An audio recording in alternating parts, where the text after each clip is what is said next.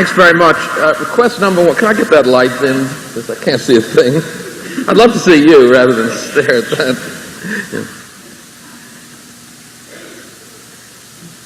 Yeah. Thanks. Charles Darwin is rightly revered as one of the greatest revolutionaries of our intellectual history. Now, I've always felt that Americans should feel a particular affiliation with Darwin because he is the soulmate of the man we revere as perhaps the greatest of all Americans, Abraham Lincoln. See, Darwin and Lincoln were born on the same day. I don't just mean the same date, I mean the very same day, February 12th, 1809. Now, Abraham Lincoln won his revolution, but at a cost so great that 130 years later we still weep when we consider the casualties of our Civil War. But Darwin's revolution is not yet complete. And I mean that in a special sense that I'm going to describe in just a moment. I'm not talking about the obvious socio-political fact that we all acknowledge, namely that a large number of people in this country don't even think evolution happened and the Earth's only a few thousand years old. That's an odd socio-political phenomenon I don't pretend to understand. That's not what I mean. What I am talking about is the fact that among educated people who are fully happy with acknowledging evolution as an evident fact of nature and of the world, that there is very widespread and particular misunderstanding about the nature of what Darwin's theory and the facts of the fossil record tell us about that process. And that Darwin's revolution, in the sense that I'll describe in just a moment, cannot be complete until we acknowledge its influences upon the biological meaning of our lives, not the ethical meaning, which is something else. Now, to explain the special sense in which I mean that Darwin's revolution is not complete, I can perhaps do this best by making reference to a very famous statement made by a man who's not generally one of my intellectual heroes, but I think was absolutely right in this particular instance, namely Sigmund Freud, who in a famous passage that he wrote many times argued that it's ironic and paradoxical that all great revolutions in the history of science have really one and only one feature in common, and that feature is that they knocked human arrogance off one pedestal after another of our previous assurances about our own self and cosmic importance. Freud, in making that statement, mentions three in chronological order. He says, consider first the physical revolution that we associate with Galileo, Copernicus, and Newton, which taught us that we do not inhabit the central body of a quite restricted universe, but that we live on a peripheral hunk of little rock at the edge of an enormous vastness. But, as Freud said, even after suffering that pedestal-smashing event, we could still think that for whatever reason he so decided that God had chosen that little peripheral hunk of rock to incarnate his form on this planet as Homo sapiens, until in the second revolution, now quoting Freud, along came Darwin and relegated us to descent from an animal world. But, Freud says, even after that pedestal-smashing blow, we still had the comfort of thinking that we had rational minds. Until, and then you see it coming as you're laughing already. In one of the least modest statements that I know in all intellectual history, Freud says, until I came along and discovered the unconscious.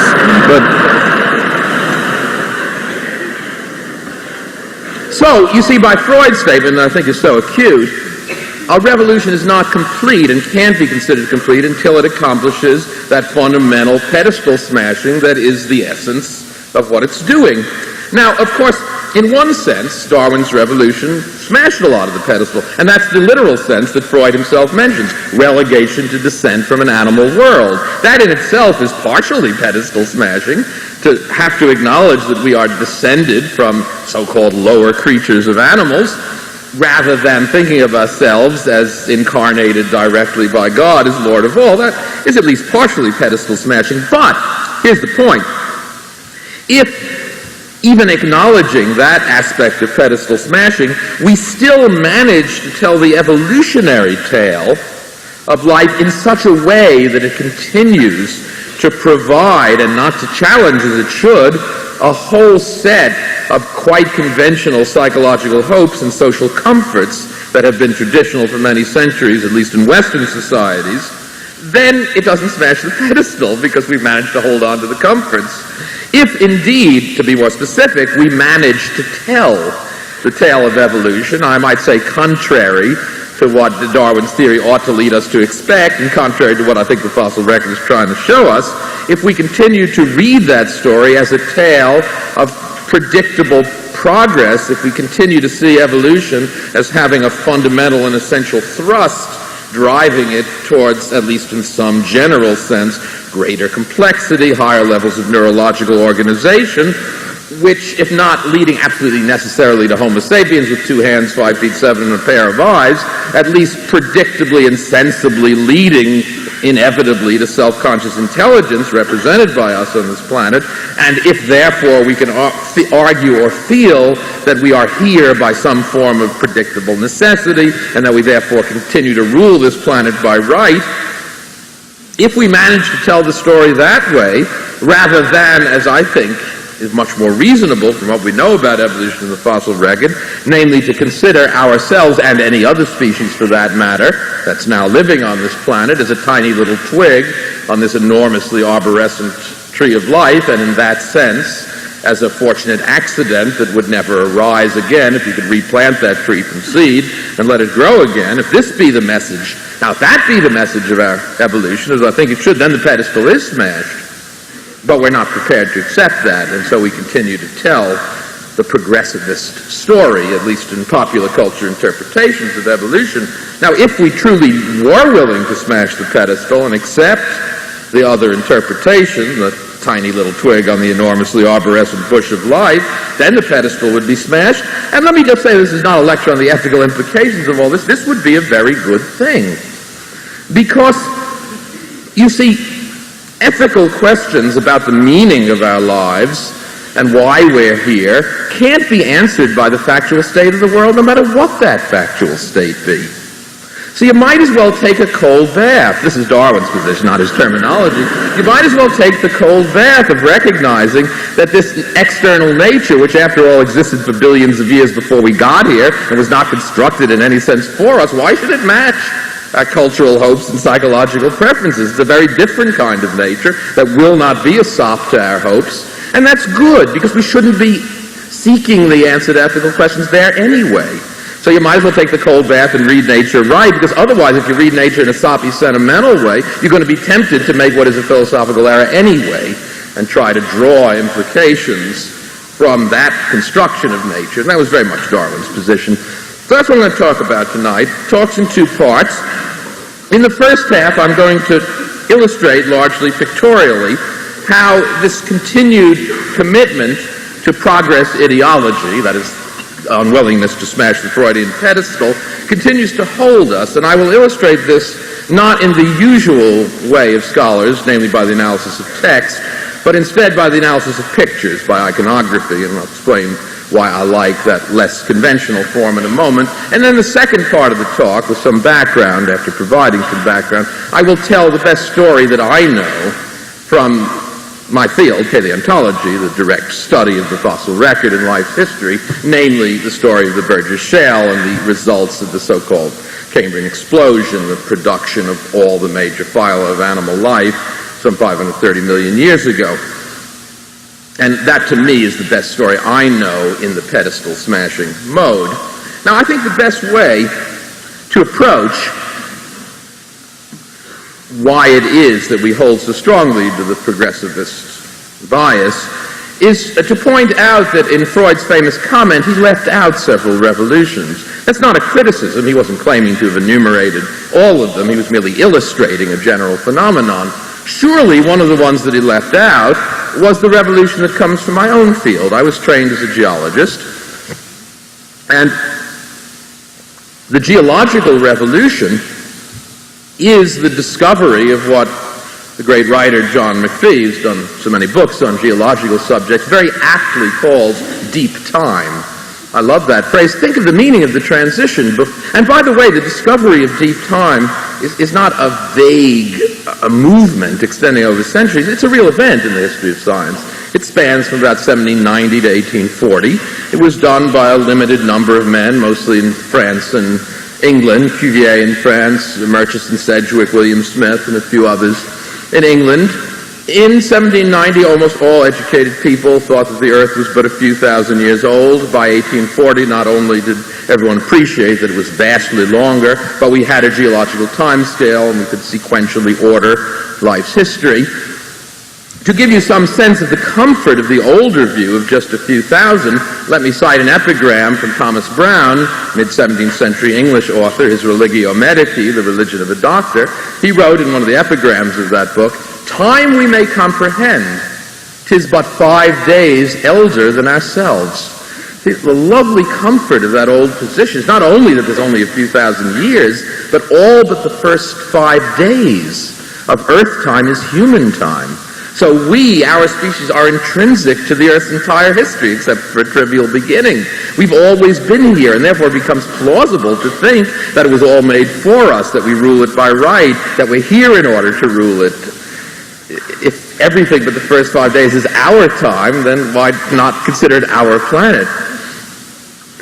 The pedestal-smashing part of the discovery of deep time is not just the recognition that time comes in millions or billions rather than thousands, because if, having extended it to millions and billions, we continued to believe that all but the first little bit of that was human time, also, then if anything, we probably would have just increased our arrogance because we'd be ruling for billions instead of thousands. No, the pedestal-smashing characteristic of the discovery of deep time is the recognition that time comes in millions and billions, and that human history occupies only the tiniest little sliver at the end, the last millimicrosecond of this cosmic immensity.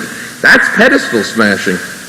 And indeed, so profound is that discovery, namely the restriction of this the restriction of human time to this little millimicrosecond of cosmic immensity, so profound is that for the 150 years that we've known it, all teachers have presented it in metaphor. There's really no other way to do it. I can tell you, and you'll grasp it perfectly well, how many zeros to place after the one when you mean millions or billions. That'll get it into your head.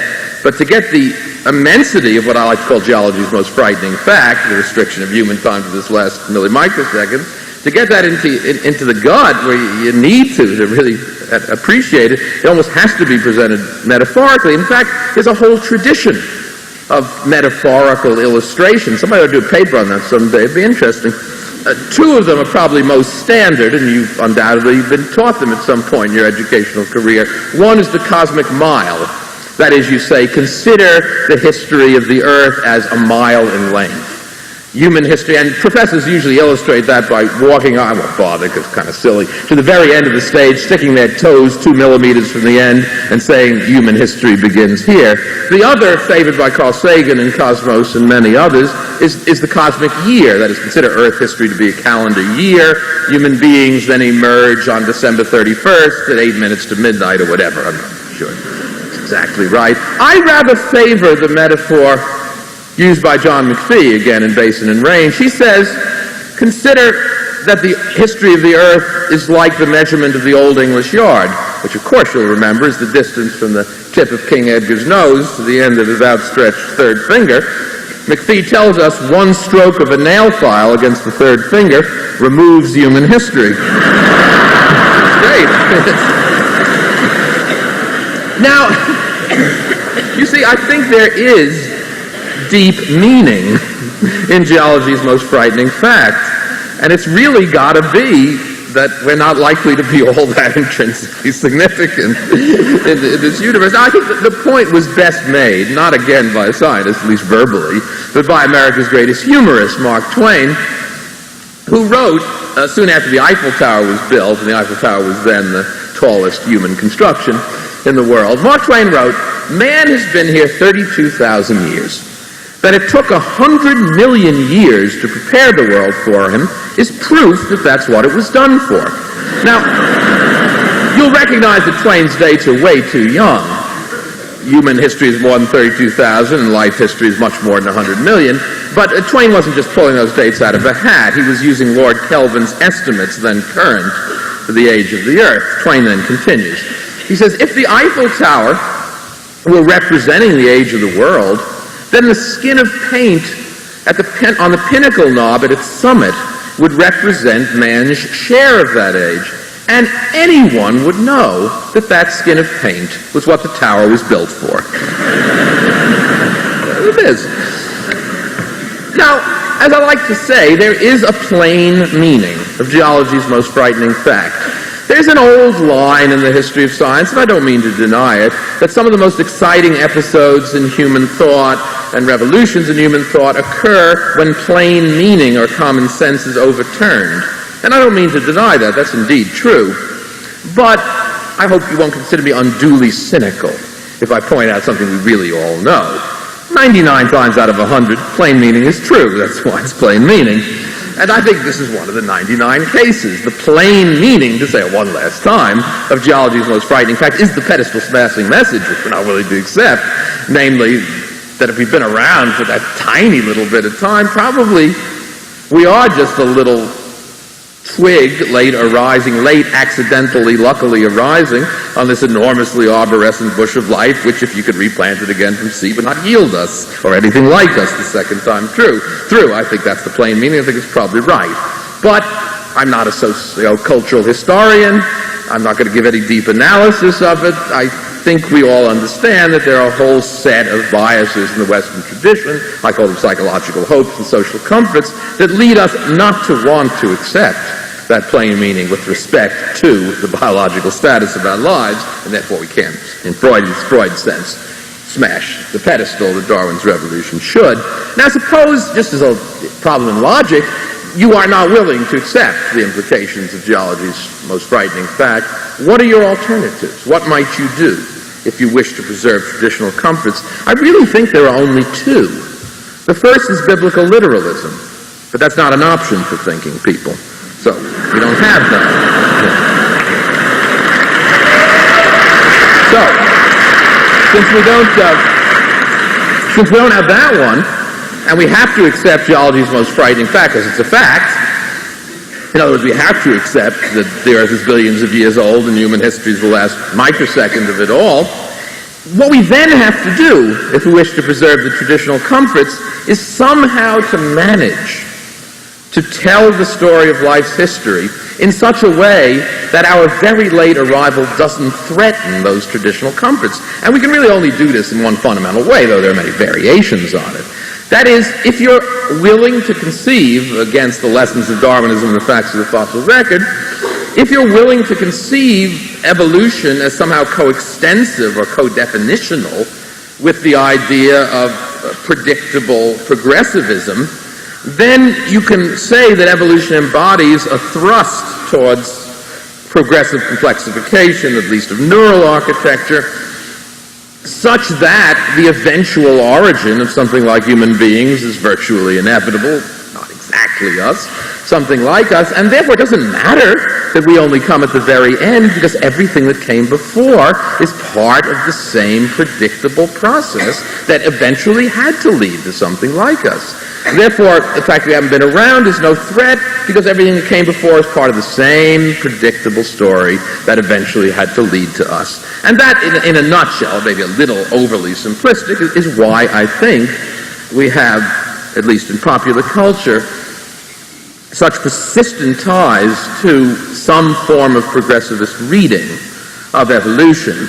And now I move to my illustrations. I'm going to give you two sets of illustrations of the progressivist biases that infest our way of conceptualizing evolution. I'm going to give you popular culture's version and then high culture's version. Popular culture's version is the picture of the ladder of progress.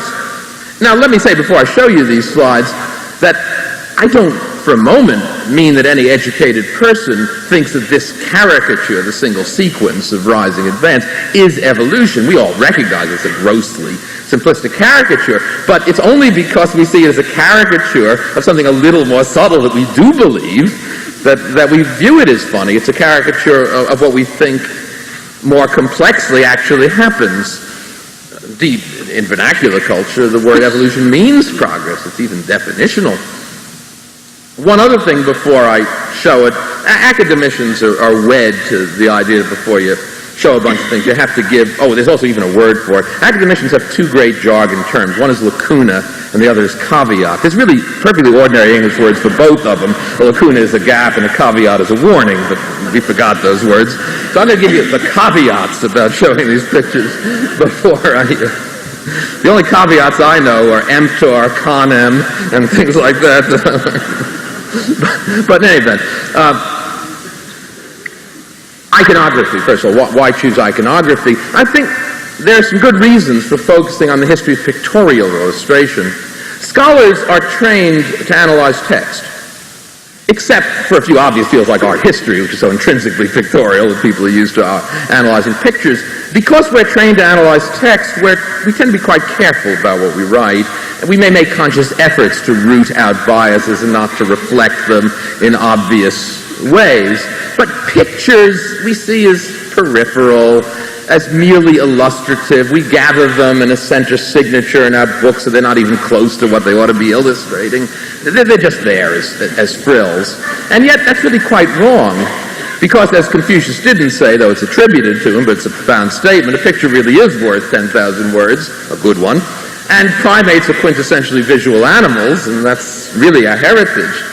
So the history of pictorial illustration is a particularly good way to illustrate things, in part because pictures do stir our souls, and in part because we're more likely to be showing our biases in our pictures because we're not paying that much attention to them. The other caveat I have to issue is that a lot of these slides I'm going to show are funny, and academicians always think they have to apologize when they show something funny. I don't know why. There's nothing wrong with humor in a scholar's lecture. But we have to say that even though it's funny, there's a serious point being embodied here. So I'll tell you, there is a serious point I'm trying to convey here. The slides I'm going to show you mostly from advertising and cartooning in this first series. And they're funny. They're meant to be. Mike Peters, who does Mother Goose and Grimm, is a very fine editorial cartoonist, once said to me that the reason why you ought to look at the work of advertisers, people who do advertising and cartooning, if you wish to get a best insight into the canonical icon, the most ordinary, most immediately understandable drawing for any topic, is as follows. He said, look, you're flipping through your daily newspaper. You're going to devote about 1/10 of a second's attention to anything you see, unless you are immediately drawn in because the most understandable canonical icon is used. And that's why we, he said, cartoonists and advertisers, must use the standard illustration at all times. Therefore, look to our work, he said, if you wish to see what society's fundamental concept of anything is. And I think that's a powerful point. Oh, one last caveat. Many of you have heard me talk before, so you will have seen some of these slides because I show them frequently. I hasten to point out, though some of them will be oldies but goodies, that I have a very large collection. I'm always sorting them out, and we're going to see some new ones tonight. So without further ado, one more ado. There's a whole series of these. The first one is going to be the American Regionalism series. And I should say that from my much larger collection, which includes tennis balls and a variety of golf balls and their progressive evolution, I've chosen only the subset that uses one metaphor, the ape-to-human march of progress. So let's look at the first slide. We press the button, and there it is. This is the California version. Shirt trunks through history. There they go. Now you will have picked up from my speech that I come from New York, and I'm proud of it. And, there's at least one other. And the next one is my version, therefore.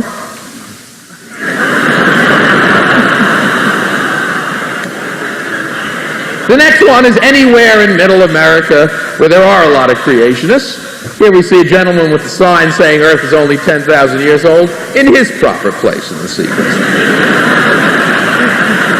We now show, this is the American Cultures series. We start with business culture.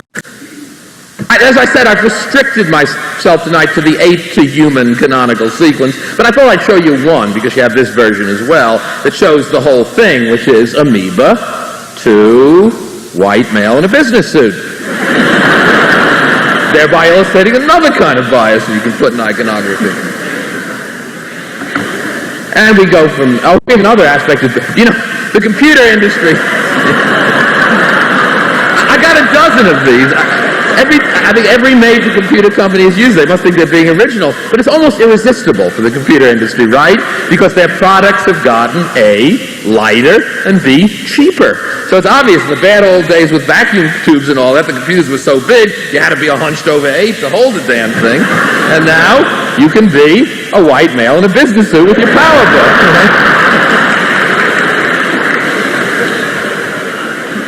Oh, and then there's pop culture, of course. Yeah, and more pop culture. This is. I was very pleased to note that this is more international than you think, especially since Mad Magazine was started by Nick Meglin, who was my high school English teacher. But I showed this one in Japan, and it actually worked. They laughed, and I don't think it was mere politeness. Oh yes,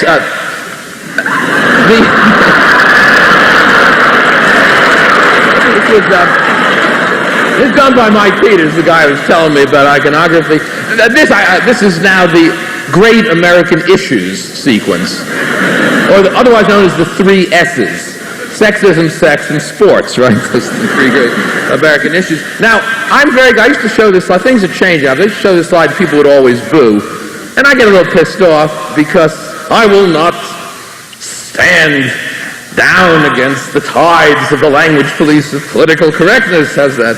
But no, that's not the point. It's not a sexist cartoon, as you realize. That's good. It's a commentary on sexism, as is the next one, another version of the same. However, though it is not a sexist cartoon, but a commentary on sexism, if you wish to view the next one as its antidote, I shall not object.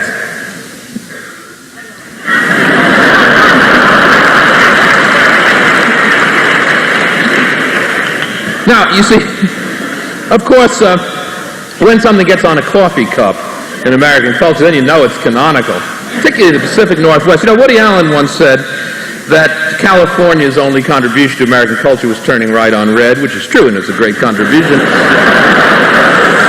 But let me say that I am delighted and am personally, along with many Bostonians, grateful to the Pacific Northwest for one of the greatest cultural innovations in our century, namely the espresso revolution, which you don't put in coffee cups this size via Italy. They're even coming back east.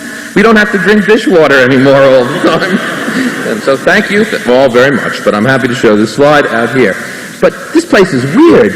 I mean, you can get espresso in Dunkin' Donuts. I guess you know that. Dunkin' Donuts is gourmet coffee back east. There are drive-up espresso places and gas stations. That one really got me. Amazing. Well, anyway, that's sexism. Here's sex. Now, well, it's evolution by the false equation of progress. Now, I assume Portland's a liberal community. I haven't spent much time here. But even I, liberal character that I am, would blush too intently if I were to read you what's on this slide. So those of you who are up front and can read it, you can tell your neighbors in the back if you want. Otherwise, we'll just pass on. The next slide, which is sports. Sports, right.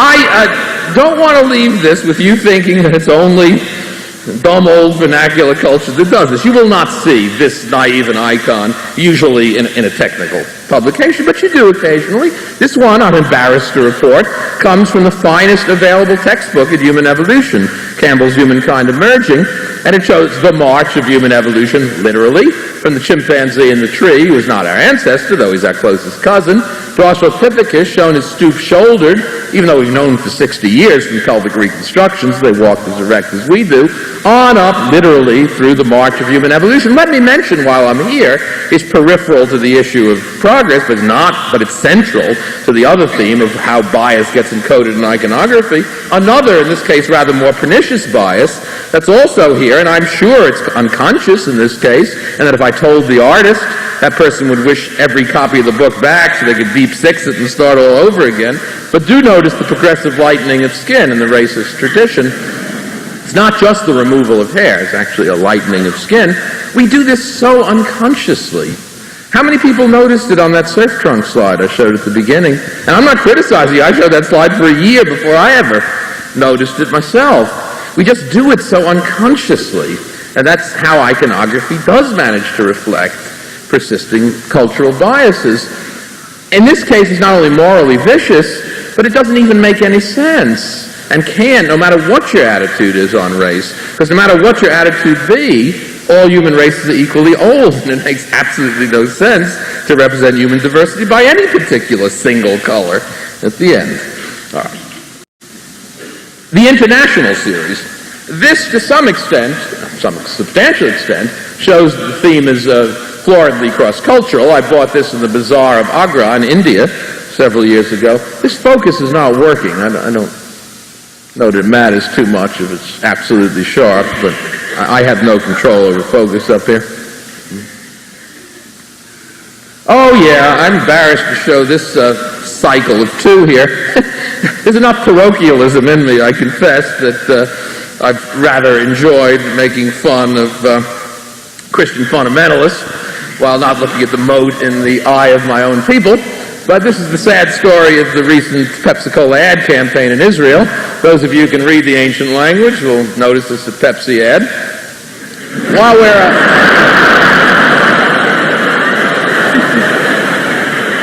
While we're talking about unconscious bias in iconography, may I also point out that this is the only sequence you'll see that goes from right to left. This is the original version of the ad.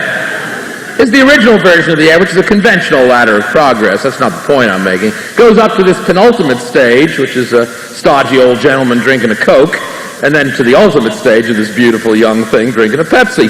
Well, the ultra-Orthodox, our equivalent of the fundamentalists in America, in Meah Shearim objected and threatened the boycott of Pepsi-Cola in Israel, and to their shame, Pepsi-Cola capitulated, they should not have, and produced this next version of the ad, in which, see, it's okay to show cultural change. You can clothe the same creature, but you can't show physical change to the fundamentalists. So there it is. Shameful episode. Here's the Australian version. You know, for a while I couldn't figure out what this was. I thought this might be a unisex toilet, though it was hard. Unisex toilets are great, but it's hard to see them as the culmination of anything important in human history. But then a friend of mine who's Australian pointed out to me that Australia pioneered test tube fertilization, and that's clearly what it is. Here's a British version. You can use it in political cartoon commentary in Eastern Europe. Mr. Ceausescu looks the other way and says, start the evolution without me. World terrorism parachutes into its appropriate place in the sequence. Oh yeah, I love this one.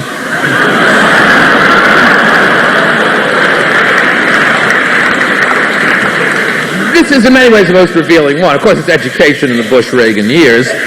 Right? You know, I should say, I live in that place that Boston Globe columnist Mike Barnacle calls the People's Republic of Cambridge.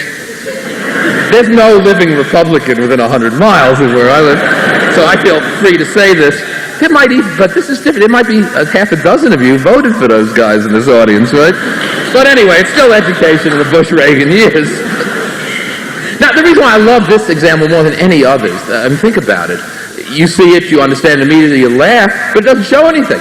It's just four identical pictures of a monkey in a dunce cap. The thing isn't funny and it doesn't mean anything unless you really do have in your head the ladder of progress is an immediately understandable, collectively grasped icon. No better proof of it. It's not here at all, and yet you know what it is. That's why I think this is such a good example. Oh, I was at the Museum of Advertising today in downtown Portland. I didn't realize it's been used before. They have a famous Volkswagen ad from 1962, which says Volkswagen's version of evolution starts in 1945 and goes up to 1962 and shows an identical car in each. It's a VW Bug. So it's been used before. I didn't realize that. I love this one.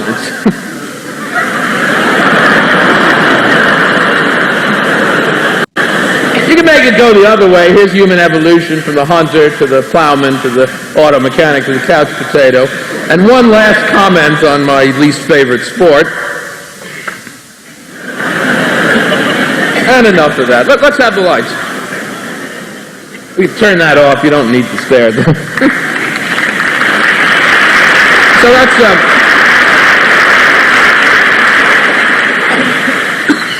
that's pop culture's version. What about high culture? I take it that the best iconographic illustration of the very same biases, though they're more subtly and actually more complexly encoded, as I'll show you in a moment, comes from this rather small artistic genre of sequential paintings of life's history. I'm not just talking about any old painting of a dinosaur. I mean sequences of paintings done by artists to illustrate the history of life as a series. One for the Cambrian, one for the Ordovician, etc. On up. That turns out to be a much more restricted genre than you might realize, for a set of interesting reasons that I'll go into in a moment. And therefore, in talking about it, I'm not, and in saying to you, as I say to you, and I'll show you in a moment, that every single one of them that's ever been done shows exactly the same bias is really quite remarkable. I'm not pulling a few examples and maybe distorting the genre from a bunch of others that may show something else. I can really show you every single one. There have only been about a dozen of them. The genre didn't and couldn't originate until the 1860s. And so this is not a statistical argument. I could show you the universe. You can do every one, and they all have exactly the same biases. And the reason it couldn't start until the 1860s is that it wasn't until the 1810s, first of all, on the basis of Cuvier's work, that anyone ever adequately reconstructed a fossil vertebrate so that you could show it. It wasn't until the 1840s that we had any well-established geological timescale. So before that, you might have had one painting represent ancient life and one modern life. Till the 1840s or so, you really couldn't have a sequential series representing geological time in proper chronological order. The first major iconographic series of this high culture mode was done in the 1860s by a man whose name is not well known today, but who was in his time the David Attenborough of his age. He was the greatest writer of popular science, a man in France named Louis Figuier, who hired Jules Verne's lithographer, Edouard Rioux, to do them, and wrote a book in 1860 called La Terre avant le déluge, The Earth Before the Flood, which initiated this genre. If you're interested in this subject, Martin Rudwick, historian of science at the University of California, San Diego, has just written a book on it, and he also likes McPhee's phrase because he calls his book Scenes from Deep Time. Now, he only treats 19th century versions of the genre. I'm going to show you the two most famous 20th century versions. Now, the other reason why it's been a restricted genre is that there's never been much of a call for this in the art market. There is now. And by the way, prehistoric painting is a major activity now. There are probably hundreds of artists who are producing sellable works, albeit mostly of dinosaurs. But in the past, there wasn't much of a market. Where do you do these things? What for? Basically, two sources: sequences of murals in museums and articles in magazines or coffee table books. Between about 1920 until his death in 1950, this genre was owned by a great American artist, Charles R. Knight, who is more responsible than any man who ever lived for our canonical pictures of what fossil organisms looked like. He did every major mural series that we grew up with and know. He did the ones in the New York Museum, he did the ones in Chicago, he did the ones in Los Angeles. For that 30-year period, the only major mural I know that wasn't done by Knight in the United States is the Zallinger mural at Yale's Peabody Museum, which shows the same set of biases. So here's the man who owned it. Rather than give you all the verbal arguments, let me just show you the pictures and I'll develop the biases as we go through them and you'll see what I mean. So we'll look at the next slide. This is Charles R. Knight. It's from 1942, an article in National Geographic magazine, a famous one, called Parade of Life Through the Ages.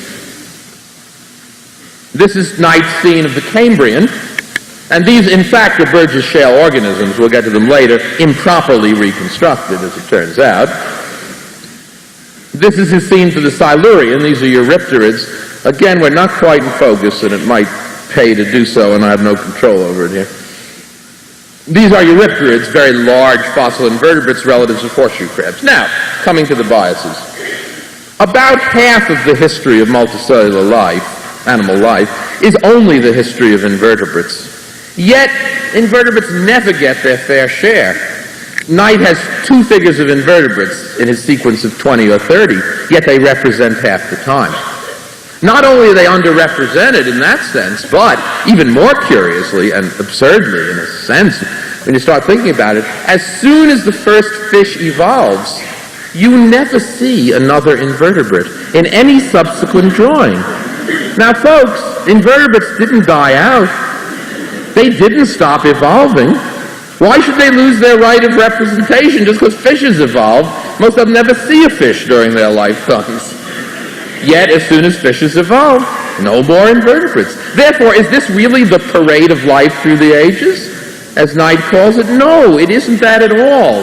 This genre, every single example of it, does not show the history of life. What it shows is the sequential order of those creatures preparatory to us that we regard either as our ancestors or the highest form of life of the period. And that's all it is, and that is not the history of life.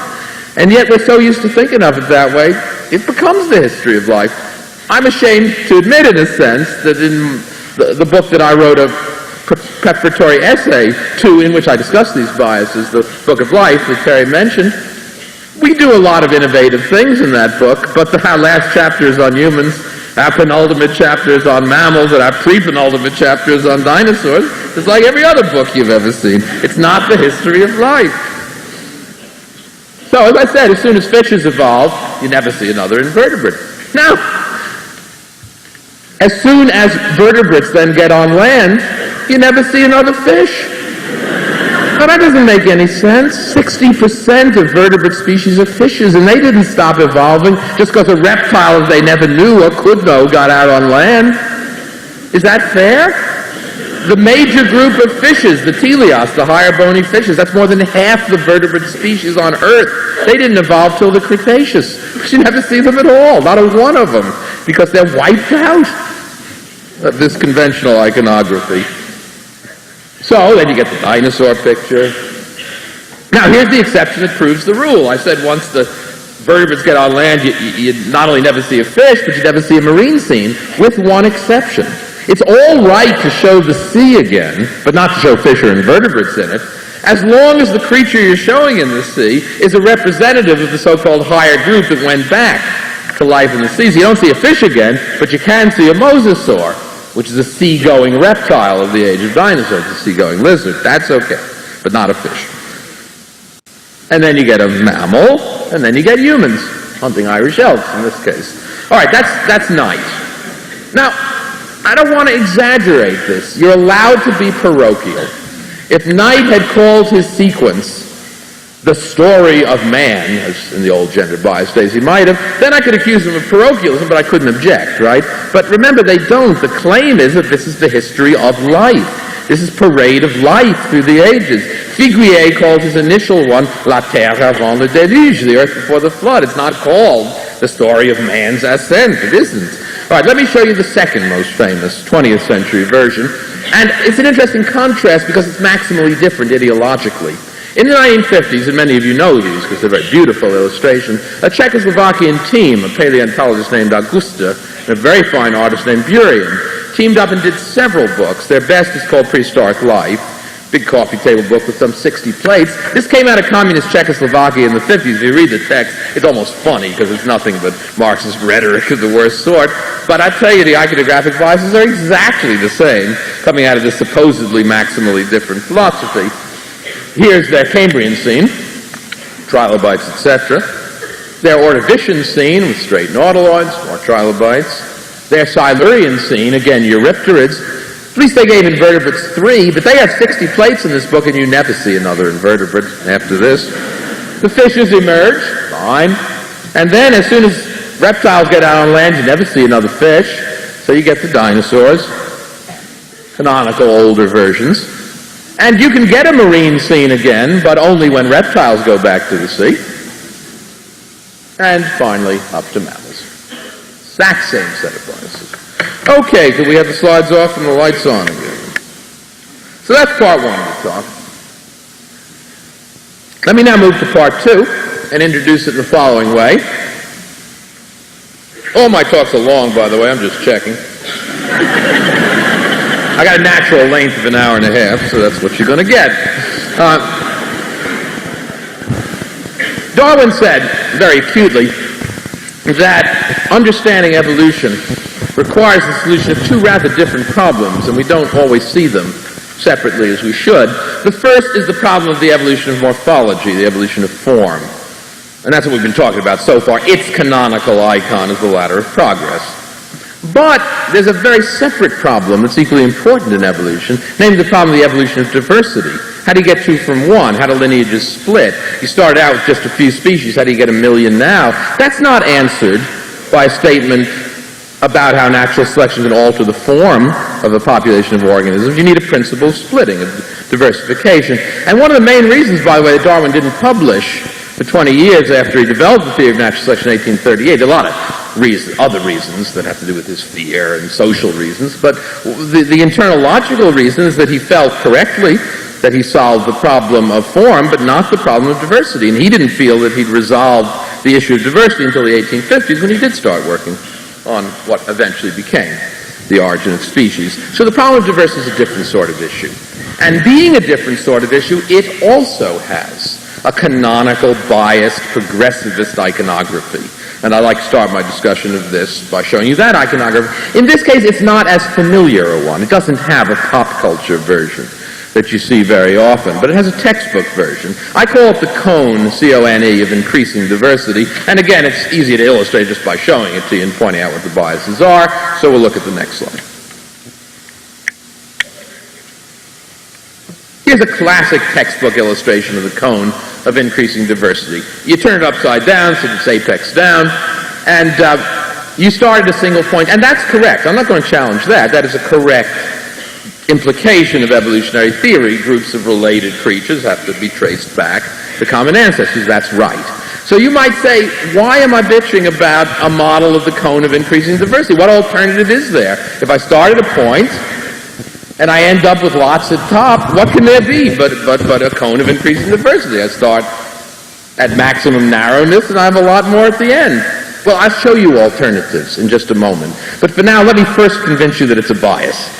And then we'll deal with the question of, given that it's a bias, is there an alternative? Because if there isn't, then we got to deal with it. It's a bias for the following reason, namely that because early in the history of life, you have so little room in this narrow apex of the cone, you can't put many lineages there, and therefore all you can do in the apex of the cone is put a few lineages which must be predictable precursors of creatures that came later. What else can they be? You can't show a lot of extinct lineages. There's no room. These have to be the stem creatures for groups that occur later, and then the whole thing goes up and out, slowly and stately, ever expanding, more and better. Now, up on the cone of increasing diversity is only supposed to represent geologically younger, but it's so easy to conflate it with progress on the ladder of progress that the cone of diversity folds back into the ladder of progress. The two end up illustrating the same. Here's another modern textbook illustration. Single point at the beginning, very few lineages that must be precursors of creatures that came later, and greater diversity at the end. Now, why is it a bias? That's an abstract explanation. Let me give you a concrete illustration from history. This one I got to focus with. I need to read it. A little more. Thanks. This is a historically interesting diagram. Many of you have seen it. It's Ernst Haeckel. Haeckel was the greatest popularizer of evolutionary theory who ever lived. Much more influential than Huxley, Darwin's bulldog in England. This is the original tree of life, if you will. Other people before Haeckel had drawn life's history as a branching diagram, but this is the first tree of life, complete with bark and everything else. And it's drawn in the form of the cone of increasing diversity. Now here's the logical or conceptual problem with the cone. You are forced, by the nature of the iconography, to place those groups that you consider most advanced at the top. The cone is widest at the top, so that's where there's most room. Now suppose you encounter the following dilemma. Namely, the group that you consider most advanced doesn't have many species in it. You've got to spread them over the whole top of the cone. And that's exactly what happens here, because Haeckel has very conventional views on who's primitive and who's complex. He considers mammals to be the highest group. Now, whether they are, they aren't, or whether that even has any meaning, there just aren't very many species of mammals. There's 4,000 to 6,000 species of mammals. It's not a big group. There are 1 million species of insects, by contrast, that have been named, and many others that haven't. But that's what Haeckel does. Everything across the top is mammals. Walfische, whales, hoofed animals, horses, cattle, etc. Humans in the middle, Fledermäusen, bats, Raubtiere, and carnivores. 6,000 species across the top. Now, insects, by far the most diverse group, because he considers them primitive, they have to be far down on the cone. There's much room for them.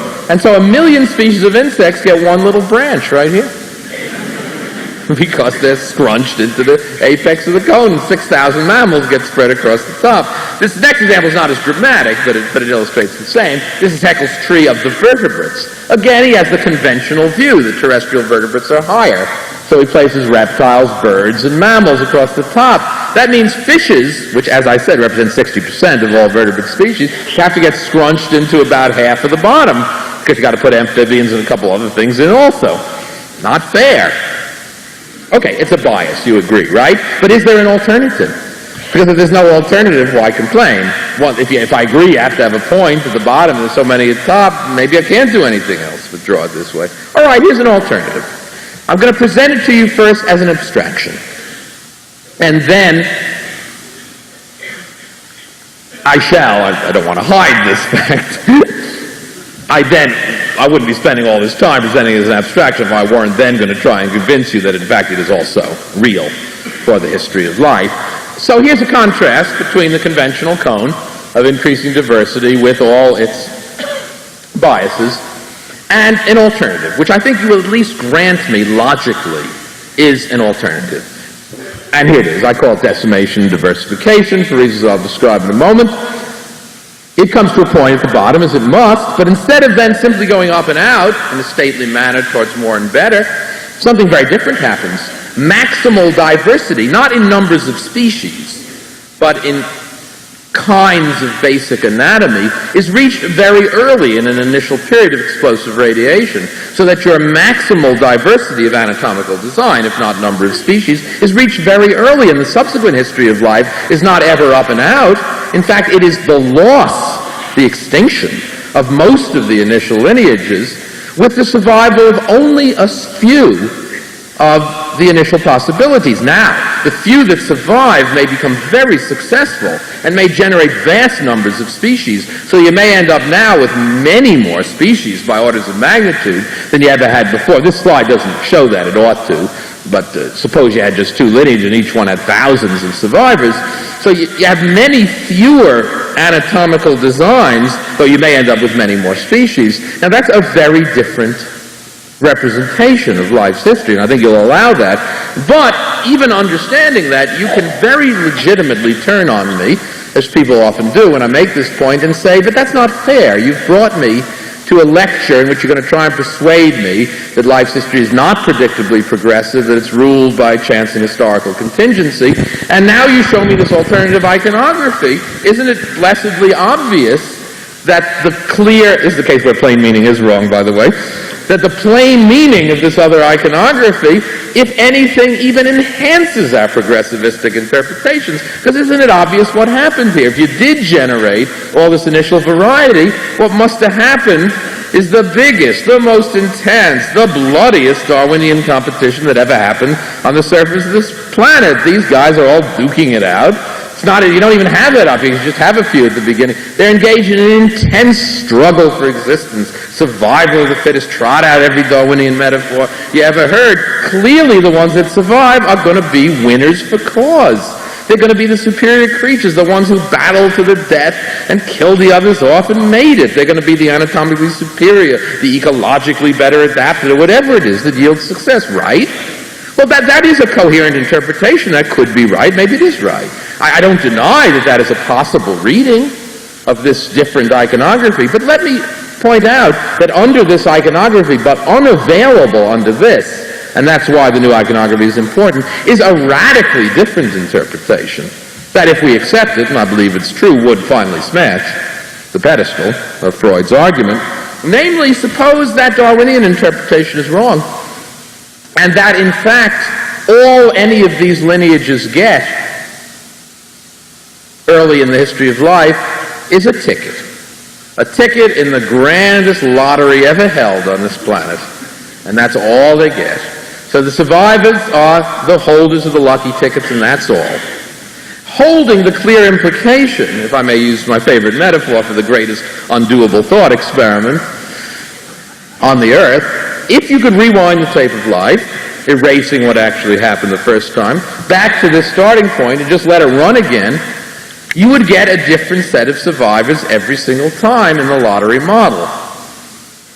And in that fundamental sense, this is the crux of my argument, any lineage that is alive today is a representative of the luck of this grand initial draw, and the luck of thousands of other subsequent contingent events, so be it. Now, you might say, as people often do at this point in the argument, yes, I understand that, and yes, that is different, and yes, if it's a lottery, then it does have this interesting implication that you get a different set of survivors each time, and in that sense, whoever's here is lucky to be here. But aren't you exaggerating the point? Because after all, how many really different sets of survivors are there? All right, maybe there's half a dozen really distinct sets, but big deal. There aren't that many differences that could emerge from replayings of the tape. But folks, that's not true. And I remind you or call you back to those glorious days of high school algebra when you studied the subject of permutations and combinations, remember? And for those who are my age, that was before the days of calculators, and we had to do all those factorial calculations. Remember, 30 times 30, 29, that's 28, that's 27, often by hand. Well, this is a problem not in permutations where the order matters, but in combinations. And so I ask you the following question. How many different combinations, that is distinctly different groups, of 10 in the lottery model can you take from a group of 100? And just as Mark Twain didn't pull his numbers out of a hat, I'm not either. Because I think the survival of 10 out of 100 is probably just about right for what actually happened in life's early history, in this multicellular animal life's early history. How many distinctly different groups of 10 can you take from an initial pool of 100? The answer is more than 17 trillion. So you do get a very different set each time.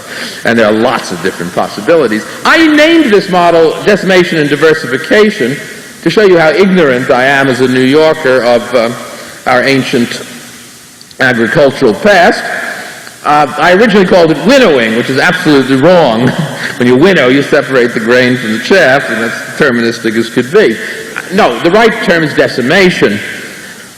Decimation literally means the killing of 1 in 10, and it's an old punishment of the Roman armies when an entire group had been disobedient or malfeasant or whatever, and you couldn't pin blame on any individuals. You would decimate the legion or the regiment or whatever. That is, you choose 1 in 10 by lot and kill them.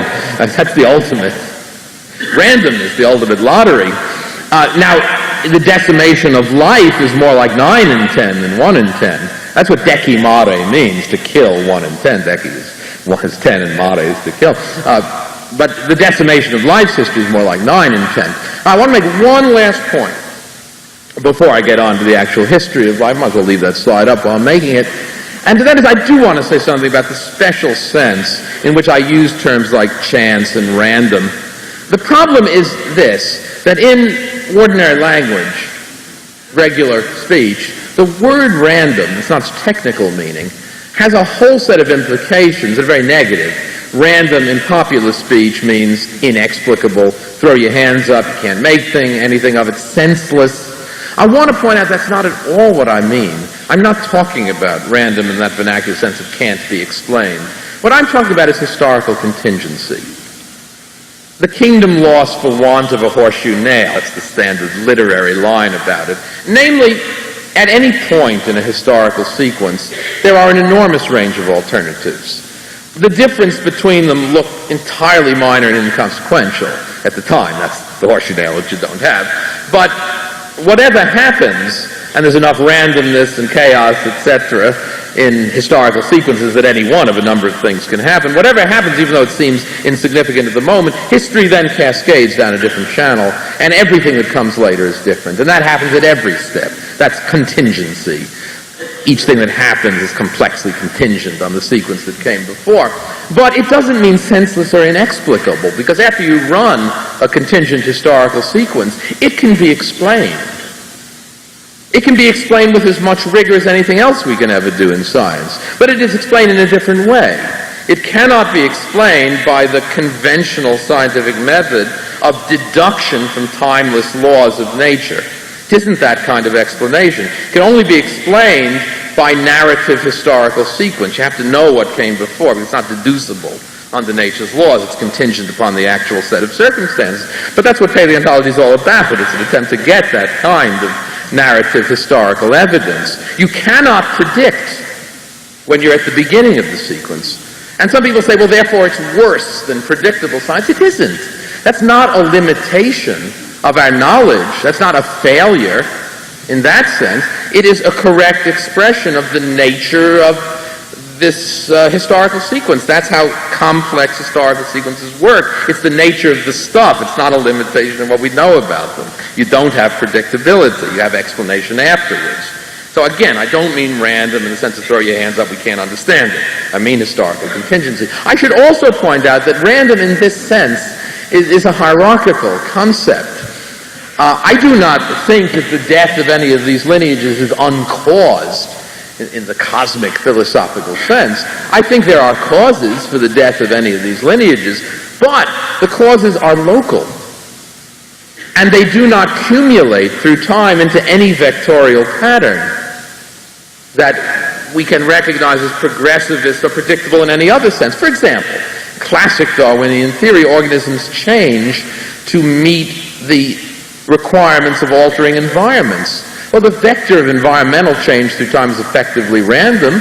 So if Darwinian processes are tracking that vector in a perfectly deterministic way at any local moment, the accumulation of that through time is still effectively random. And that's what I mean. Let me give you, instead of being abstract, a concrete example, though it's a thought experiment. You are a fish in a pond, and you are an absolute Darwinian marvel. You are the best hydrodynamically designed fish that this earth has ever seen. And you've been in that pond for 10 million years, and you've been engaged in an intense Darwinian struggle with other fishes. You have knocked off 100 species, one after the other, because you're so damn good at it. So you're a Darwinian marvel. You're hydrodynamically optimal. You're the best there's ever been. And the pond dries up. And you're dead. Now you're dead for a cause. You're not random in that philosophical sense. You're dead for a cause. But those kinds of causes do not accumulate through time into any predictable pattern that we can recognize as progressive or anything else. That's the sense in which we talk about chance and historical sequences. And now I'd like the lights, probably for the last time. Before I present the Burgess shale, I need to say some things that may be familiar for those who know these aspects of the history of life. My apologies for repetition. Let me tell you a few basic facts about the history of life that of themselves, quite apart from the Burgess shale argument, should make you very suspicious about whether you want to entertain progressivist notions. First of all, life on Earth is 3.5 billion years old in its fossil record, and the oldest rocks that could contain fossil evidence that are not so altered by heat and pressure that would have destroyed any fossils in them do contain fossils, and therefore we have to assume, I think, that the emergence of life on this planet is chemically inevitable given original constitution. But those are bacteria in these oldest rocks, and for about 5/6 of the history of life, until 530 million years ago, when we're tracing the history of animals, that's all you have, just single-celled creatures. They get more complex, they undergo various transformations, but they're all single-celled creatures. You get some multicellular algae, but that doesn't have anything to do with the history of animals. Now, if progress is so damn good, and multicellular life is the essence of complexity, Earth sure took an awful long time making that fundamental step that you ought to have been able to predict and get you on the way. Secondly, and even more disturbing to notions of stately, predictable progress, effectively every phylum, that is basic design, of animal life appeared in this grand whoosh called the Cambrian explosion about 530 million years ago. Now, if I'd been giving this lecture last month, I would have told you that, please don't misunderstand, and this is correct, don't misunderstand, geologists have this funny terminology. We're so used to our own time scale. Geological explosions have very long fuses. We mean a few million years, not overnight. But a couple million years relative to the billions of life's history is awful short. Now, if I'd been giving this lecture last month, I would have told you the Cambrian explosion could have occupied as much as 30 or 40 million years, though I always suspected it was much less. A remarkable paper appeared in Science about a month ago, giving us our first accurate dates for the beginning and end of the Cambrian explosion, and fast is a lot faster than we ever thought. The whole Cambrian explosion is now confined to 5 to 6 million years, very well dated, and I expect it might have even only taken a part of that. That's real fast, folks, and it's very puzzling. No animal phyla have emerged since the Cambrian explosion, with one exception. That's a group paleontologists know and love, but I'll bet half of you have never heard of, the bryozoans. They emerged in the next period, called Ordovician, and I suspect they're Cambrian bryozoans, we just haven't found them yet. That's really a remarkable fact. Again, if you think the history of life is fundamentally, predictably expansive and progressive, why do you get all the phyla in a whoosh? In a very important sense, since the Cambrian, all we've had is variation on themes that were set then. Now, some of these variations are enormously interesting and greatly portentous in terms of what happens to the Earth as a result thereof. I will allow that human consciousness is the most portentous of all those inventions, but in an anatomical sense, it is a variation on a theme that's been present for a long time, and so is the dinosaurs, and so are a lot of things that interest us. One last point, before I get to the Burgess Shale, to dispel notions of progress based on some basic facts of the history of life. You know, the old textbook parochial bias tradition, also gender bias language again. When I was a kid, most books referred to current geological time as the age of man. Well, that's ridiculous. We're only one species out of millions. If this has to be the age of something, because we love eponyming, and you love multicellular animals, if you're a multicellular chauvinist, it's not the age of man or of humans or of mammals. It's the age of insects, right? What else could it be? 80% of animal species are insects. But it's not the age of insects either, folks. In our honest moments, we really all know what it is. And it was this in the beginning, it is now, and ever shall be until the sun explodes. It's the age of bacteria. It's never been anything else. It's always been the age of bacteria. There are more E. coli in the gut of everyone in this room than there have ever been people on Earth. You can't nuke bacteria into oblivion. They're everywhere. They occupy a greater range of environments. They partake in a greater range of biochemistry than we do. No, it's always been the age of bacteria. There's no thrust to complexity. The bacterial mode has been stable right from the beginning. All that happened was this. When life emerged, as it did at the bacterial level, it emerged for chemical reasons at the lower limit of its conceivable preservable complexity. It was only one direction open to any change. Life couldn't get any simpler. So every once in a while, one or two species spills over onto the right tail of this distribution. But the bacterial mode of this distribution is never altered. Now, because for parochial reasons, we consider ourselves, correctly so, as inhabitants of this right tail, we have undue interest in the very few species that happen also to be sitting out there with us. But the bacterial mode is constant. There's never been any change. There never will be. It's always been the age of bacteria. Okay. If you like multicellular animals, I do. Let's get to Burgess Shale. The fossil record, as you all know, is notoriously imperfect, and the primary reason for its imperfection is that standard fossil localities only preserve the hard parts of organisms. And if you only have hard parts, there's no way to get a sense of the full range of diversity that existed at any one time. And that's what we really want to know, particularly about the Cambrian explosion. What we really like to know is, how big an explosion was it? What was the full range of diversity? That's the key event in the history of multicellular life. And we can't know it from a conventional fossil fauna, which only preserves hard parts, because you can't get a sense of the full range for two obvious reasons. First of all, about half the modern phyla don't have any hard parts, so you wouldn't get them at all, or any others that don't have hard parts. Secondly, hard parts are often notoriously uninformative about the nature of the organism living inside. If every clam were dead, and we only had clamshells, we wouldn't know what kind of animal lived inside them. We wouldn't know much about it. Now, every once in a very rare while, happy geological circumstances conspire to permit the preservation of soft-bodied anatomy. And when this happens, we get a precious window upon the full range of past diversity, and therefore these rare soft-bodied faunas are just precious beyond measure. For example, we wouldn't know that Archaeopteryx was the first bird if it wasn't preserved in one of these soft-bodied faunas, the Zollenhofen limestone of Germany, because that allowed the preservation of feather impressions. Otherwise, by preserved bone anatomy, it just would have looked like some odd kind of reptile. So, soft-bodied faunas are very important. Now, we're exceedingly fortunate that we have not only a soft-bodied fauna, but a wonderful one, a very rich one, absolutely at the best time we could ever have wanted it, namely right after the Cambrian explosion. So we can get insight into the full range of diversity produced at this crucial time. It's not very far from here. It's in Yoho National Park at the eastern border of British Columbia. It's called the Burgess Shale. It was discovered a long time ago. I want to raise the issue now why until a few years ago nobody ever heard of it outside the paleontological profession. We knew about it. We worship it at shrine. But it hasn't been known to the general public. Why? Well, it isn't that it's recent. It was discovered in 1909, and it wasn't discovered by some nobody, so that's why you don't know it. It was discovered by America's greatest paleontologist and a man of singular power in American science, Charles Doolittle Walcott. He was secretary, that's their name for boss, of the Smithsonian Institution. He had been head of the Geological Survey.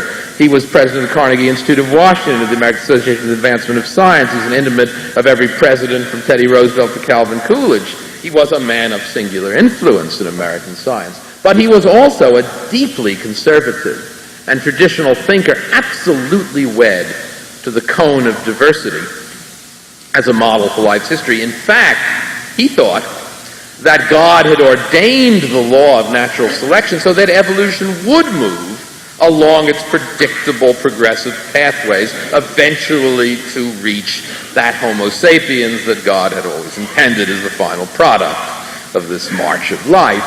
Consequently, wed as he was to the cone of increasing diversity, Walcott interpreted the animals of the Burgess Shale in a way that simply didn't excite our interest.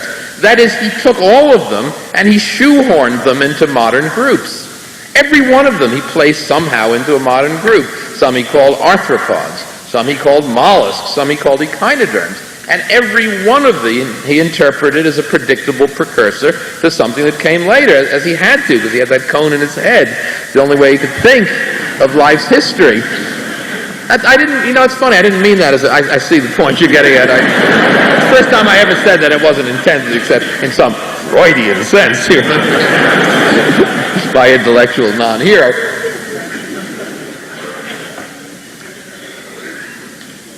And that's why we never heard of the Burgess Shale. Think of it, two reasons. One is nasty, and I lament it, but I have to acknowledge it, and the other is interesting and philosophical. The nasty reason is that for parochial reasons, most of us don't give a damn about invertebrates. Every time there's a new scrap of dinosaur fossil or human fossil, it gets big play in the newspapers. But most of the animals of Burgess Shale are invertebrates about so big, and lamentably, we tend not to care very much about them. So therefore, we're not going to be interested in them just as invertebrates. We might get interested in them if, through their study, we learn something fundamentally new and interesting about life's history. But here's Walcott's dilemma.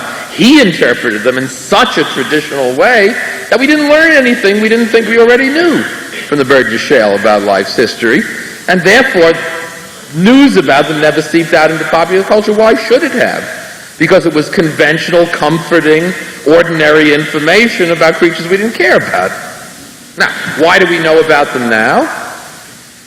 And in a funny sense, this lecture is oddly structured because I now give the crux of the lecture in a single sentence, which is an odd way to rush by something. That's only because I've been carefully laying the preparation for the last hour. In short, the reason why we know about them now is that they have been reinterpreted. Starting in the late 1960s, the Burgess Shale quarries were reopened for a reason I'll get to in a moment.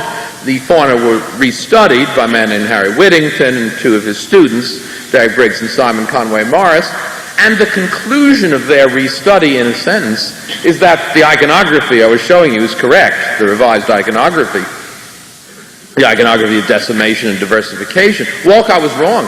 to shoehorn all these Burgess Shale organisms into modern groups. In fact, just the opposite is happening.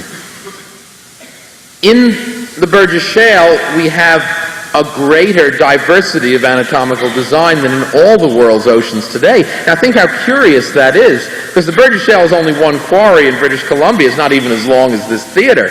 There aren't many species in it. There can't be. It's not that big. But despite the relatively few species, about 100, those species are divided into more anatomical designs than we have today. It's really a bizarre and profound phenomenon. Let me just give you one example. As I said, if you love multicellular animals, it's the age of arthropods. 80% of animal species are arthropods. Yet all arthropods go in one of three groups by basic anatomy. There's the insect group, there's the Chelicerata, which is the spider, scorpion, horseshoe crab group, and then there's the crustaceans, the marine arthropods. Now there's an enormous ecological variety in each of those three groups. Crustacea spans the range from barnacle to lobster. They can look very different, but despite that ecological variety, there is anatomical stereotyping of fundamental features within each of those three groups. And you have 1 million experiments, each conforming to one of three. In the Burgess Shale, there are some 15 different kinds of basic arthropod anatomy, and most of them are gone. And why are they gone? And here I do realize, please understand, I realize the limitations of negative evidence in making an argument. When Whittington, Briggs, and Conway Morris began their restudy of the Burgess Shale and realized that Walcott had been wrong in shoehorning and that there was more diversity in the Burgess Shale than all the world's oceans today, they had an entirely conventional notion of how the loss of most of those initial experiments should be conceptualized. They viewed it as a struggle with survival for cause of the superior ones, and they figured that as they restudied the Burgess Shale, they would figure out the causes. All I can tell you is that after 30 years of work by them and others, no one has come up with any decent or even reasonable hypothesis of an explanation for cause. Now, I know, again, as I said, negative evidence has its limits. Maybe tomorrow someone will. But there's nothing we can see among the survivors that is common and interpretable as predictable superiority. They're not anatomically more complex. They're not ecologically more specialized. They're not even genealogically clustered in one point of the evolutionary tree. Because if they were, you could say, oh, well, we don't see what they have in common, but at least they cluster together phylogenetically, so they probably had something in common. No, they're randomly spread across our best reconstructed tree of the Burgess Shale arthropods. And I think although the evidence be negative, in the face of that, one has to take the lottery alternative, the lottery model, very seriously. I think we are compelled to do that. Now, why did this Burgess Shale restudy start in the first place? There is in the pop literature on the history of science undue emphasis, I feel, upon a concept and fancy word that goes by the name of serendipity. That's supposed to be deeply meaningful, that most truly new, exciting, and fundamental discoveries are kind of made by accident. It's serendipitous. I've never been able to understand why people think that's a profound conclusion. I really don't see what alternative there is. All great discoveries are serendipitous. They have to be. It's almost a logical issue. You cannot explicitly go out to search for the unexpected. You just can't. And so sure that Burgess Shale discoveries were serendipitous in the sense that no one thought Walcott was wrong. That's not why the Burgess Shale was restudied. Let me tell you why it was restudied. Interesting story. What's the great theme of Canadian-American relations? You live, as I do, at the other end, close enough to the border to be well aware of it. There's 280 million of us, and we're very big and powerful, and there's 25 million of them. And even though it's a very sensible country with a health plan that works and a world championship baseball team populated by Americans, I might add. Though we shouldn't make a big point of that, because think who populates the National Hockey League, which is mostly American team. The great theme of Canadian-American relationships is they think we lord it over them, right? And that's why the Burgess Shale cars were reopened. It's a political act, really. The Geological Survey of Canada was mapping the nation. The mapping crews were in the vicinity of the Burgess Shale. The head of the Geological Survey, my friend Digby McLaren, is a paleontologist, and he decided to reopen the Burgess quarries, as he put it to me, to repatriate the Burgess Shale, because think of the situation. Here are the world's most famous fossils. They're Canadian. Where were they sitting? They were all in drawers in Washington where Walcott brought them. Most Canadian museums didn't have any specimens. So McLaren opened the quarry more as a political act than anything else to repatriate the Burgess Shale. Nobody had any sense that anything fundamentally new or exciting was going to emerge from it. As long as you're reopening the quarries, you might as well re-describe the fauna. And as an illustration that nobody was expecting anything particularly profound, McLaren hired to do that work a man who is himself a deeply conservative and traditional thinker, Harry Whittington, my predecessor at Harvard, now emeritus professor of geology at Cambridge in England. Harry Whittington is the world's expert on fossil trilobites. He's a pretty conservative trilobite systemicist. He told me that when he began the Burgess Shale work in the mid-60s, he thought that he would spend 2 years redescribing some fossil arthropods. Instead, he spent 30 years with his students, Conway, Morris, and Briggs, reinterpreting the entire history of life. And now let me show you some of the pictures of Burgess Shale organisms. I'm going to show you these in 2 sequences. First, I'm going to show you Burgess Shale arthropods, and then we'll go up a level and look at Burgess Shale oddities, things that are so bizarre we don't know what to do with them. So let's look at the first slide of this sequence. This is not a Burgess Shale organism.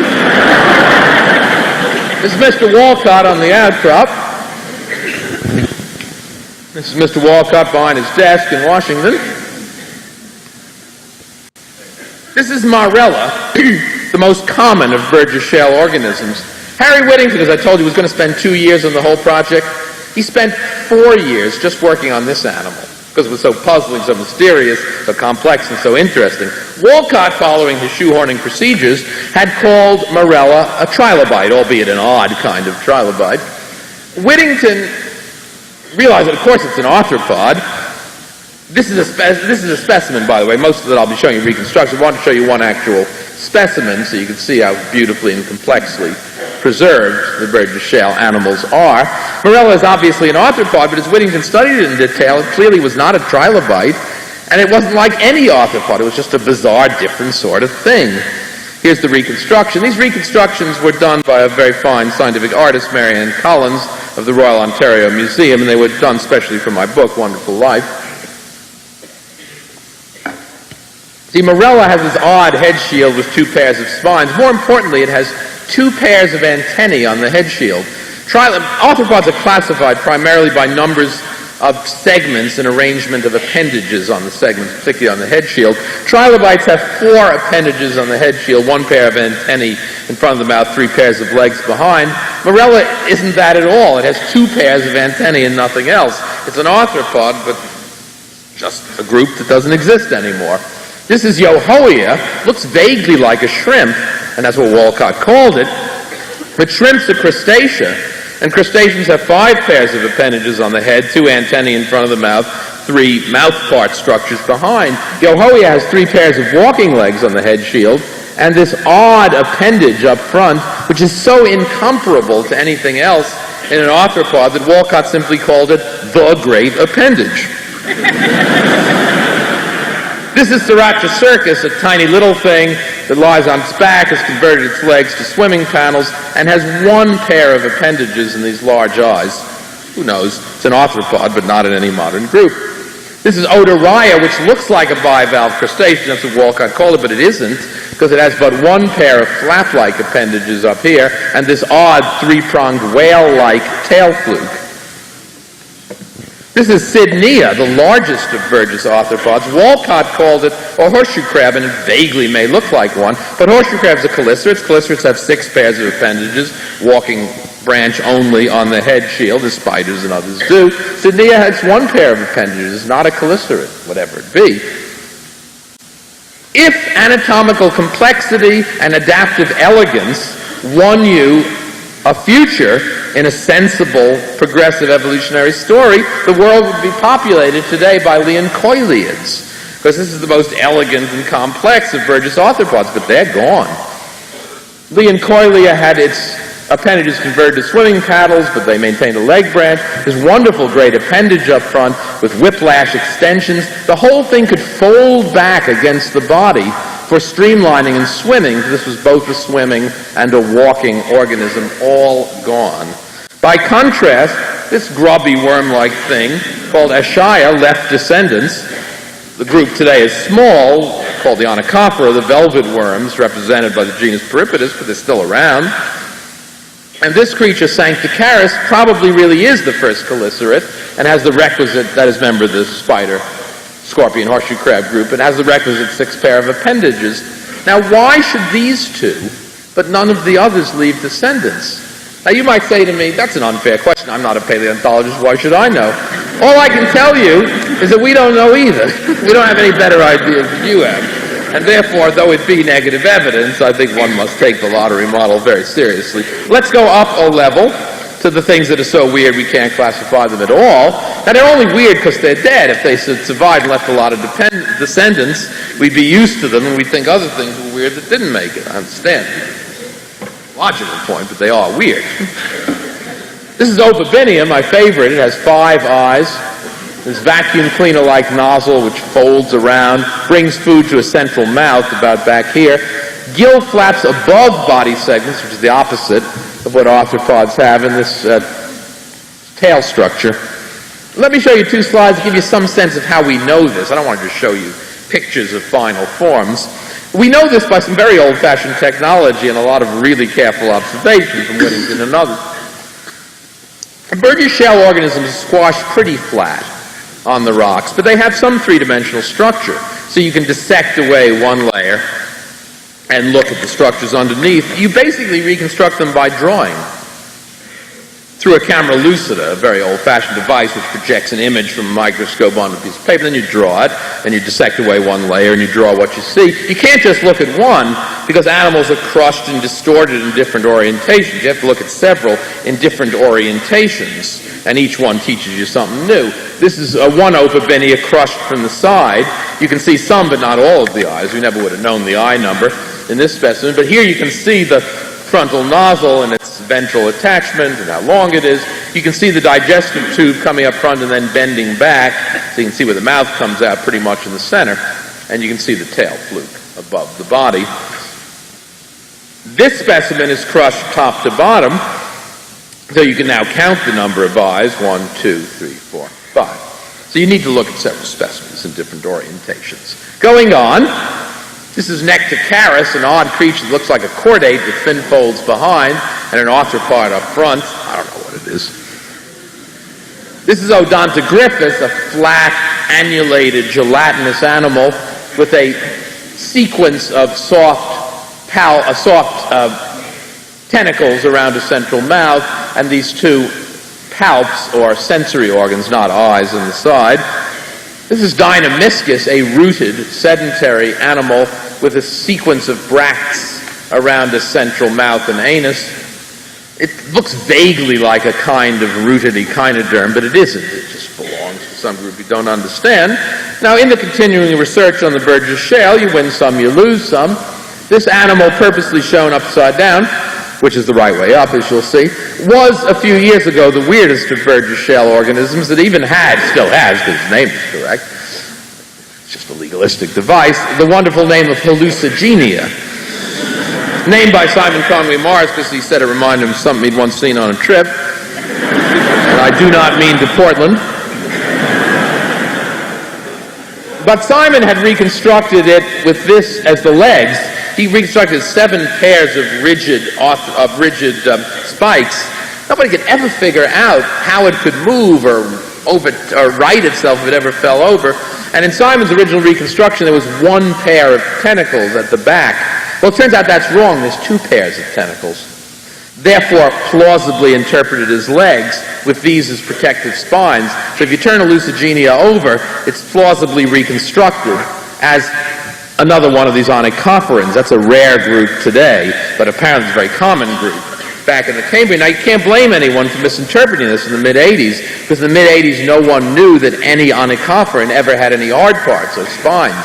But since the mid-'80s, from other localities in China and Greenland, many onychophorans have been found with spines, and Hallucigenia, though having much longer ones than any other, is plausibly so reinterpreted. Here is another slide purposely upside down by John Gertschy, who did those dinosaur stamps a few years ago. This is Opabinia lying in wait for these hallucinogens, which it might have done. Here they're shown right side up. Let me tell you one last Burgess Shale story, because it so beautifully illustrates the difference between Walcott's procedures and his shoehorning and what Whittington and company did. Walcott found this structure. He thought it was a jellyfish and he named it Patoya. Awfully odd jellyfish. Looks like a pineapple slice with a hole in the center. No real jellyfish has a hole in the center. But that's what Walcott did. Walcott also found this structure, called it Lagania, and thought it was a sea cucumber or a member of the echinoderm phylum. He also knew about this, which he thought to be the entire body, minus the head of a shrimp-like arthropod, and he called it an Amylocaris. So he had, meaning odd shrimp. So he had 3 different creatures shoehorned into 3 modern phyla, all primitive precursors of the things that came later. A Selenorate, that is a member of the jellyfish coral phylum, a Holothurian, member of the echinoderm sea urchin starfish phylum, and an arthropod. You will have guessed the modern resolution. They all go together. They're all parts of one oddball Burgess animal. The jellyfish is the mouth of the creature on its underside, works on the camera constriction principle uniquely in the animal kingdom and not on the hinged jaw principle of almost all other animals. The arthropod is one of a pair of feeding appendages, and the sea cucumber is the body of the creature. This is the reconstructed head, side view, front view, bottom view. As I said, the jellyfish is the mouth, and the arthropods are a pair of frontal appendages that bend around and bring food to it. The sea cucumber is the body of the creature, side view. Bottom view, again, the jellyfish mouth, the arthropod, feeding appendages. And the last is a reconstruction. Here's an Amylocaris, here's another one.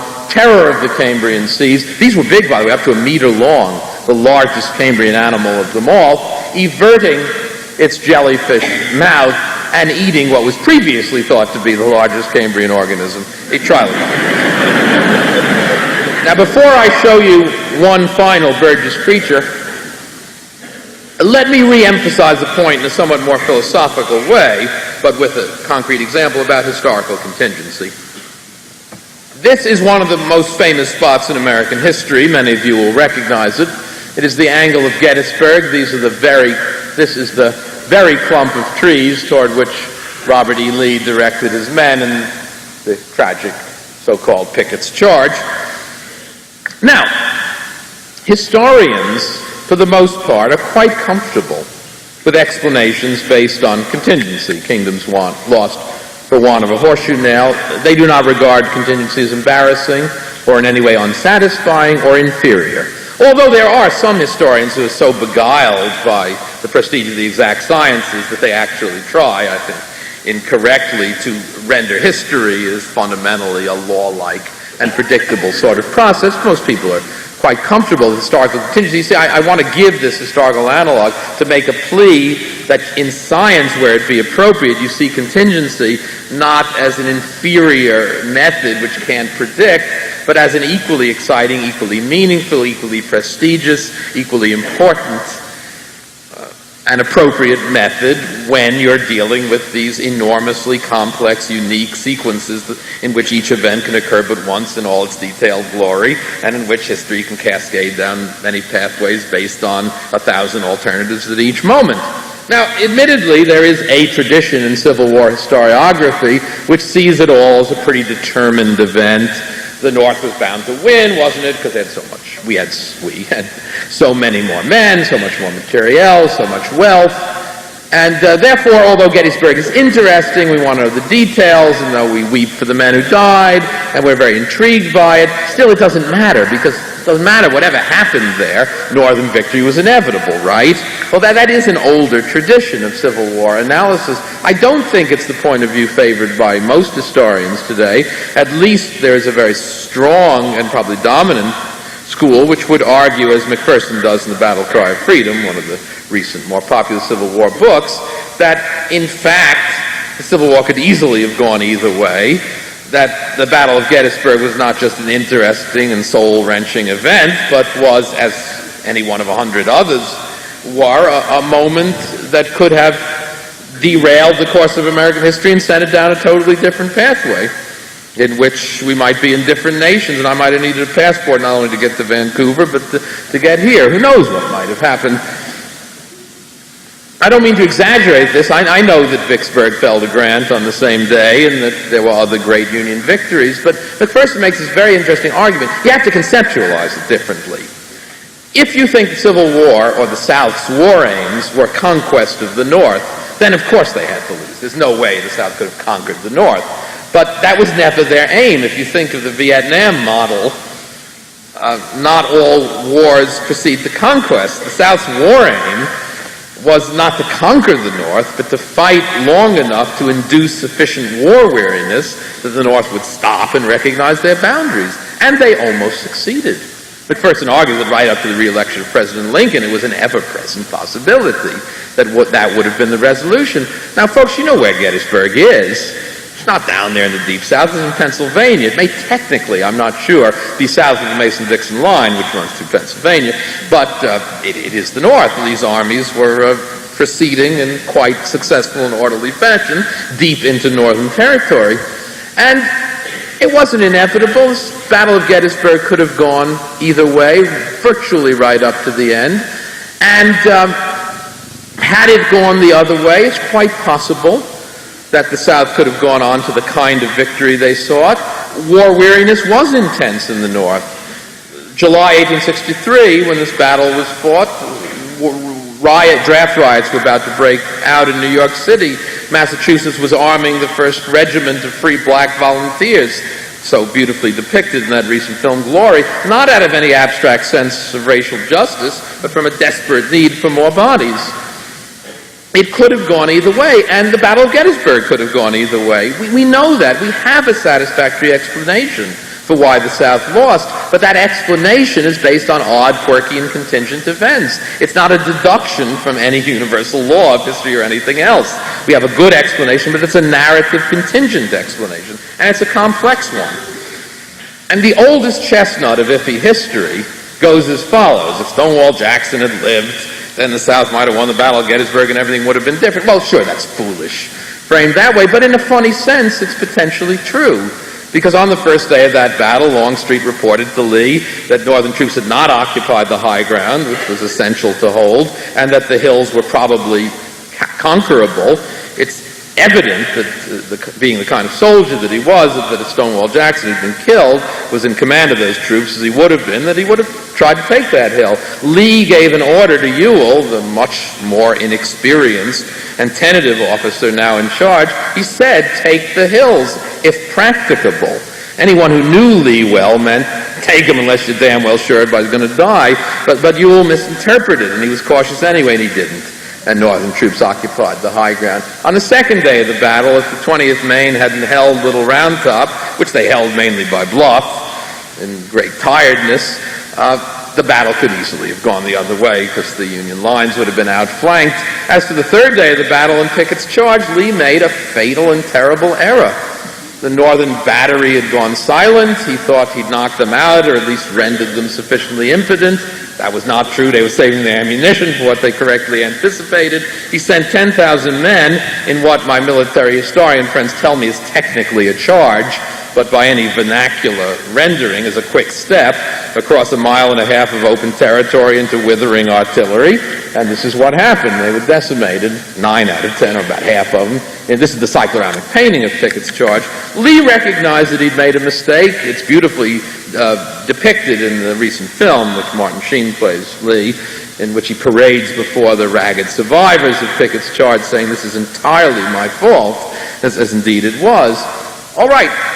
Together, all of this and other complexities constitute a satisfactory explanation, though a historical, contingent, and narrative one for why the South lost that battle. But if they'd won it, all of American history might have been different. That's how the history of life works, too. And contingent explanations are profound and deep and important and interesting. Here's the last slide. This is one last Burgess Shale organism, and this is the one whose name you might want to remember, because it's your great-great-great-great-grandmother and father rolled into one. This is Pikaia, P-I-K-A-I-A. It's the first chordate, first member of our phylum. We are also represented in the Burgess Shale. Has a notochord, has muscles arranged in this myotomal pattern characteristic of vertebrates. I don't mean to exaggerate. I'm not saying that Picaia was the only chordate alive then. I'm not saying it is your immediate ancestor. But I will say that chordates were not a conspicuously large or evidently successful group in the Cambrian. And I'm pretty confident that most replays of life's tape would not have included the survival of the chordata. And if the chordates had not survived, we would have been wiped out of future history, all of us and aardvarks and hippopotamuses and trout and every vertebrate on this planet. We'd be wiped out for that contingent event, but it wouldn't have seemed a big deal back then. So I have this image. Just another horseshoe nail. See, I have this image. Spaceship comes down from Mars because they want to monitor this potential source of future competition in the solar system. Comes down into the Burgess Shale, and some guy gets out, and he makes a list of all the organisms. Comes back 10 million years later, and makes another list. Most of them are gone by now. He thinks that's pretty interesting. About to get back on his spaceship, and then he says, oh, wait a minute. It was that funny little worm, that thing I called Picaia 10 million years ago. Forgot about that one. Gee, I haven't seen it this time. Oh, well, I guess it's gone. So what? Most of them are gone anyway. And anyway, that one was particularly unpromising. It doesn't make a difference, but I'll stick it on the list. That happens, we're gone. All of vertebrate history is wiped out. The Earth would have had another history. It would have been an equally sensible and explainable, meaningful history, except for one very crucial difference. It's very unlikely that equally sensible history would have included any self-conscious creature to get interested, excited, and philosophical about it. Thank you.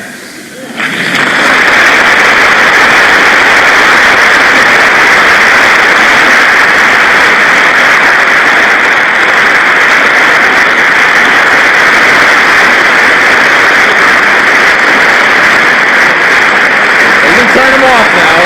Don't want to stare at the time during the question period. Okay, folks, we're going to have a somewhat brief question and answer session. Well, we'll see.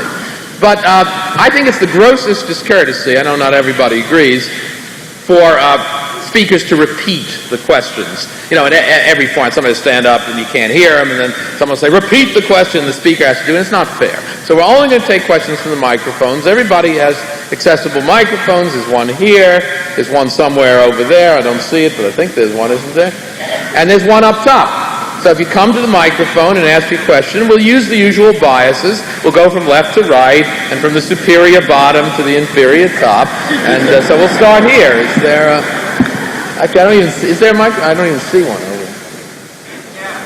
Oh, okay. Somebody from the microphone I don't see on this side.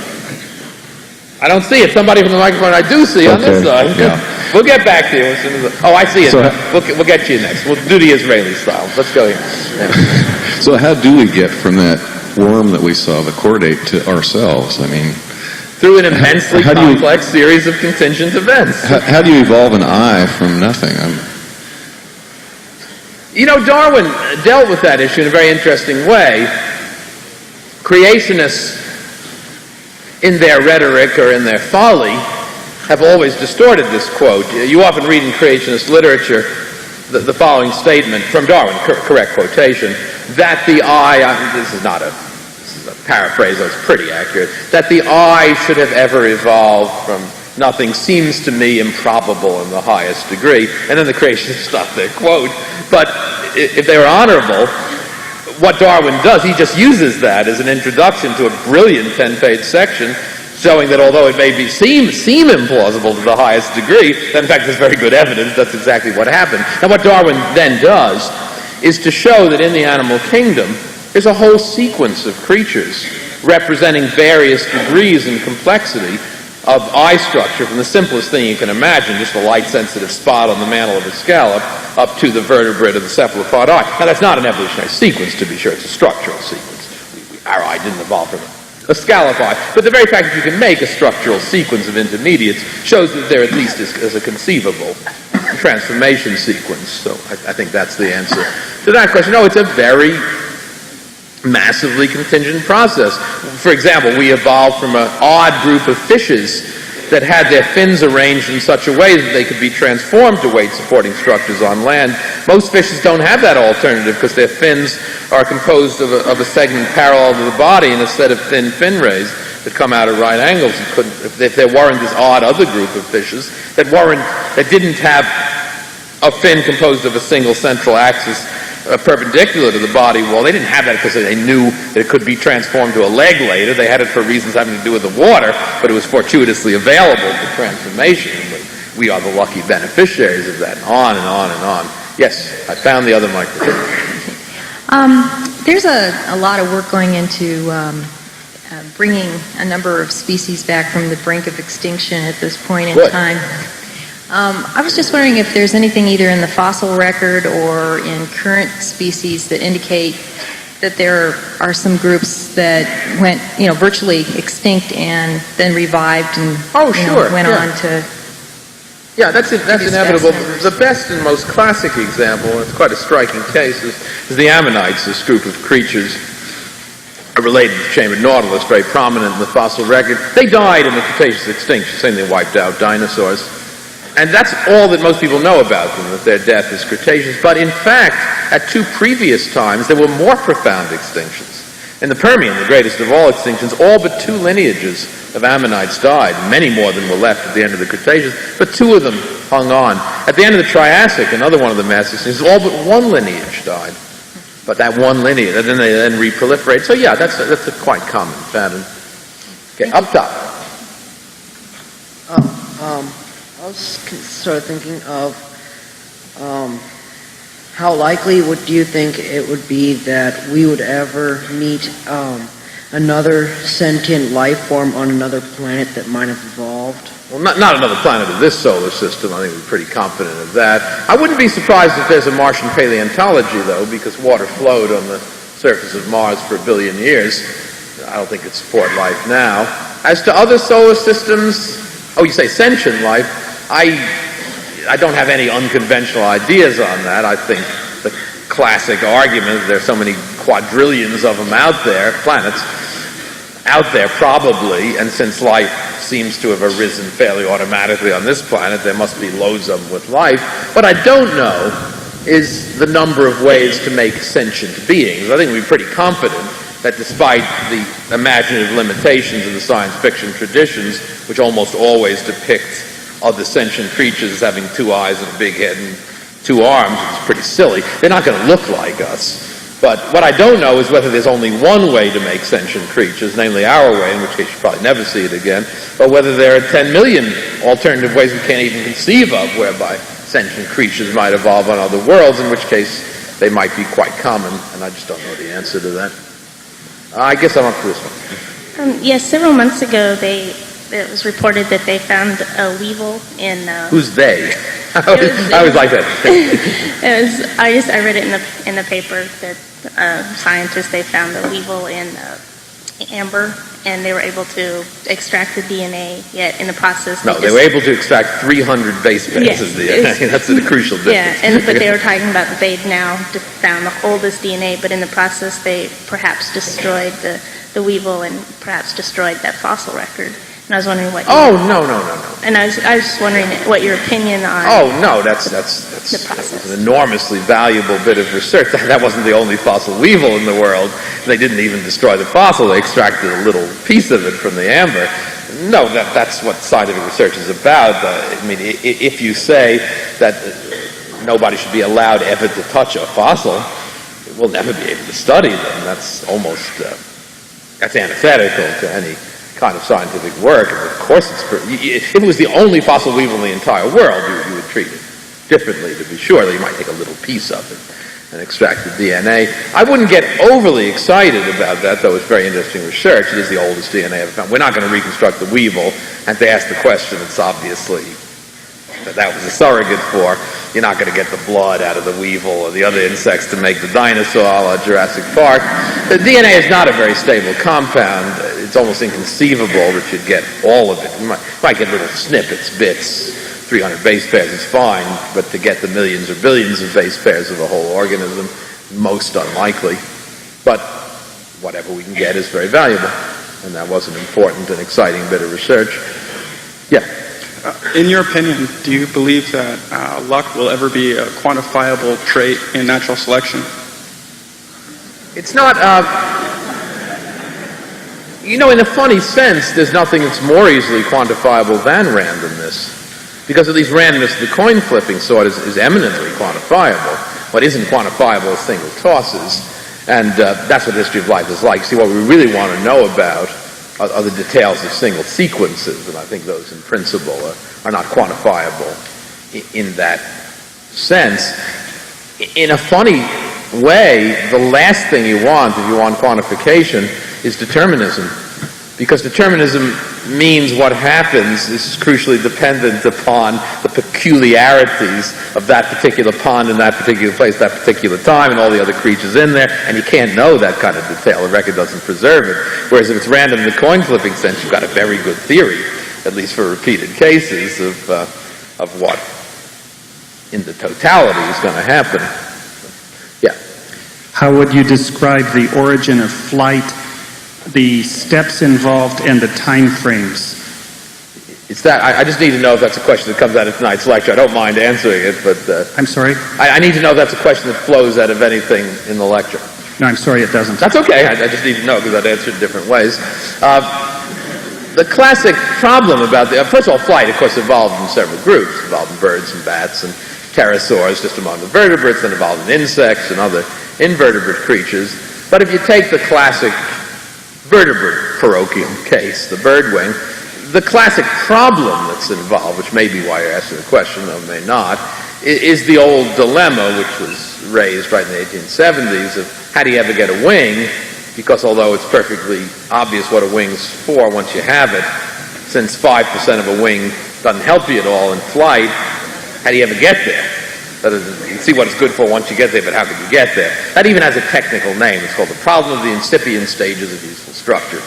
I call it the 5% of a wing problem, same thing. Logically, I suppose there are only two answers. One is that you get there through single step of major macro-mutational change, and that might make sense in some cases, but it shouldn't make sense for a wing, because a wing is a complex structure made of thousands of parts. You're not going to get there all at once. Therefore, the second answer, which was Darwin's own solution, and I think is eminently correct, is the principle that goes by the unfortunately misleading name of pre-adaptation, that often in evolution, in fact so often that it's the norm rather than the exception, you get these quirky functional shifts, structures that initially evolved for one adaptive function or for no function at all, can get co-opted for other functions later on. That's one of the main reasons that evolution is so contingently quirky and complex. In the case of the bird wing, since birds evolved from a small lineage of running dinosaurs, I'd say that, right, from a lineage of small-bodied running dinosaurs, feathers, which are evolved scales, reptilian scales, turn out to be excellent thermoregulatory devices. There's now good experimental evidence on this. Small creatures have thermoregulatory problems because their ratio of surface area to volume is so high. You generate heat over your volume radiated through your surface. Small creatures have relatively enormous surfaces because surface increases so much more slowly than volume as you get larger. When you're small, you have a lot of surface. Therefore, small creatures have thermoregulatory problems. You generate heat over your small volume and radiate it through your relatively large surface. It would be the smallest dinosaurs that would get the most advantage from supplementary thermoregulation. Feathers provide that. The 10% of a wing was not a wing, it was a thermoregulatory device. There's now good experimental evidence that just at the point where you begin not to gain any more thermodynamic benefits from making more feathers or making the wing larger, your aerodynamic benefits begin to kick in. Time frame? The earliest bird, Archaeopteryx, is Middle Jurassic. Those running dinosaurs are Triassic, within 50 million years, but not necessarily all of it. Thank you. Yeah.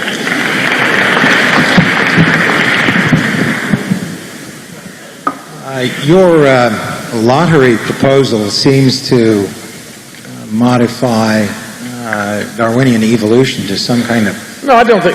Did you grow up in England? I beg your pardon? Did you grow up in England, despite Jack? No, I spent 12 years there. Oh, that's why you call it evolution. I always love that English pronunciation because it's so available for parody, is the evil part. But we do call it... Sorry, go ahead. you've got the high ground, obviously. Of course. Of course. That's what every speaker who's a good rhetorician knows. He who controls the microphone controls the show.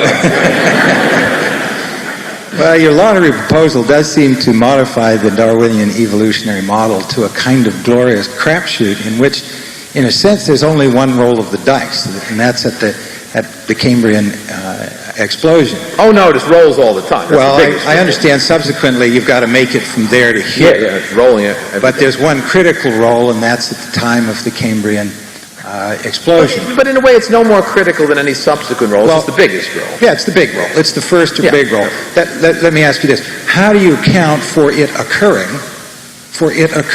then and not before, and for it occurring only then and not many times subsequently, particularly in view of the fossil record, if I'm not mistaken, of many critters surviving essentially unchanged over the intervening eons, where we have enormous evidence of stasis. As the phrase goes, I'm glad you asked that question. This is the end of a four-city lecture tour. I've given, with some variation, pretty much the same talk, first in Seattle and Vancouver, Eugene last night, and here. And that question has been asked every day, and I'm delighted because it's the best question that could be asked. That's the question that at every lecture on my take on the Virgin Shale ought to evoke. And in my book, Wonderful Life, I kind of shamefully avoided it because we don't have any great insights about it. I didn't avoid it. That would have been dishonest. I have about 20 pages on it, just as a kind of logical placeholder. Because although I think we have some insight into why the Virgin Shale creatures differentially died, we have very little insight into why the explosion occurred then and why it was so intense and why it's never happened afterwards. The best I can do for that question is to sketch categories of explanation. And I think there are two major categories. The first is a kind of conventional explanation. Some people, like Simon Conway Morris, in fact, think that it might be fully adequate. I think it's too sensible to be wrong, but I don't think for a minute that it resolves the problem entirely. But I think it's certainly relevant. The best way to express it is metaphorically. It's the ecological or externalist argument. And it goes like this. The Cambrian explosion was the first filling of the ecological barrel of multicellular animals. In that unique time in the history of multicellular life, almost anything worked because there were no competitors anywhere. Anything you could make could be tried out. This doesn't explain why 530 million years ago. It only explains why fast and why the overshoot relative to modern diversity when it happened. And so it is the first filling of the barrel, and that's why. Never again did the barrel empty. Even after the greatest of mass extinctions, the Permian, you might have lost up to 96% of marine invertebrate species. That's the highest estimate I know. You lost all the species, you didn't lose any ecological roles. You still had predators, you still had prey, you still had burrowing organisms, you still had attached organisms. So the barrel never emptied to that extent again. Now, as I said, that's too sensible to be wrong, but I do not see, for many of the reasons you quite well sketched at the end of your question, I don't see that can be a fully adequate explanation because the phenomenon is so profound and absolute in its magnitude. If the only constraints were external, you see that ecological explanation implies that it could happen again, that animals still maintain the capacity to generate phyla, and it doesn't happen because the ecological world is fuller and never empties out. But you'd think if they still retained the capacity, it would have happened. Maybe once or twice. I mean, islands do emerge in the middle of the ocean. I know they get colonized rapidly on geological timescales, but you think once somewhere it had gotten a phylum that could happen. And therefore the profundity of the event leads me and many others to think that there have to be some internal reasons based on genetic and developmental architecture. Something must have happened to genetic and developmental systems of organisms to foreclose the possibility of that kind of substantial change. Thereafter, again, speaking metaphorically, my computer friends tell me the best way to think about this, think of the earlier organisms as modular, that is, as composed of many similar repeated segments. Once you demodularize, once you aggregate and specialize each segment, and then the last modular organism dies, then you've locked up development. That's perhaps a little too metaphorical, but I myself think